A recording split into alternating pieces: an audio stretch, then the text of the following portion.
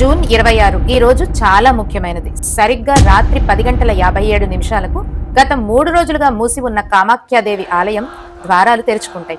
కానీ ఈ ఆలయం 3 రోజులు ఎందుకు మూసివేస్తారో మీకు తెలుసా? పురాణాల ప్రకారం సతీదేవి దేహత్యాగం చేసిన తర్వాత ఆమె శరీర భాగాలు భూమిపై పడి 51 శక్తిపీఠాలుగా ఏర్పడ్డాయి. వాటిలో అత్యంత పవిత్రమైన కామాఖ్య శక్తిపీఠం ఒకటి. అమ్మవారి యోని భాగం ఇక్కడే పడిందని పురాణాలు చెబుతున్నాయి. అందుకే ఈ క్షేత్రం స్త్రీ శక్తికి, సృష్టితత్వానికి ప్రతీకగా పూజించబడుతోంది.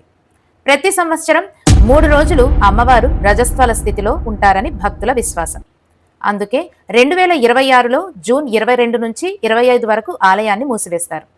ఈ సమయంలో దేశం నలుమూలల నుంచి అఘోరాలు, తాంత్రికులు, నాగసాధువులు, భక్తులు కామాఖ్య ఆలయానికి చేరుకొని ప్రత్యేక సాధనలు చేస్తారు.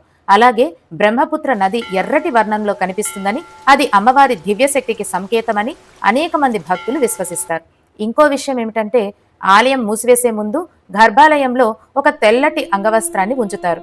3 రోజుల తరువాత ఆలయం తెరిచినప్పుడు ఆ వస్త్రం ఎర్రటి వర్ణంలో కనిపిస్తుందని భక్తుల నమ్మకం.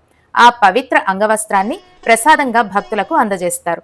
స్త్రీతత్వాన్ని, సృష్టి శక్తిని దైవంగా ఆరాధించే ఆ మహోత్సవమే అంబుబాచి మేళ. జై కామాఖ్యమాత. ఇలాంటి మరిన్ని ఆధ్యాత్మిక కథలు, దేవాలయ విశేషాల కోసం ఇప్పుడే మన ఛానల్ని సబ్స్క్రైబ్ చేసుకోండి. ఇది ఆనందలహరి, మన జ్ఞానలహరి.